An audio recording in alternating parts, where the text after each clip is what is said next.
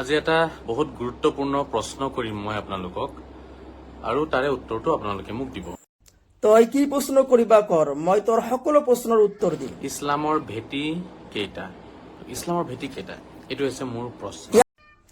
তোৰ এই প্ৰশ্নৰ উত্তৰ আমাৰ মাদ্ৰাছাৰ এজন কণমণিয়ে দিব পাৰিব। শুনক এজন কণমণিৰ মুখেৰে।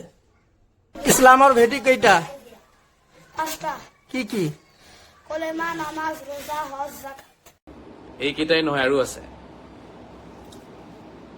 ইয়াতে লাগি আছে পাক। আৰু এটা যে ভেটি আছে ইছলামৰ, এই মুস্তফা কামাল আজহাৰী ক'ব বিচাৰিছে ইছলামৰ ভেটি 5টা নহয় 6টা। আল্লাহ ৰসুল সাল্লাল্লাহু আলাইহি সাল্লামে কৈছে, বুখাৰী শৰীফৰ হাদিছ, মুছলিম শৰীফৰ হাদিছ, সকলো হাদিছৰ কিতাপত আছে, বুনিয়াল ইছলাম আলা খামছিন, ইছলামৰ ভেটি 5টা হয় 6টা নহয়। আপোনালোকে বিচাৰ কৰক সত্য আৰু মিথ্যা।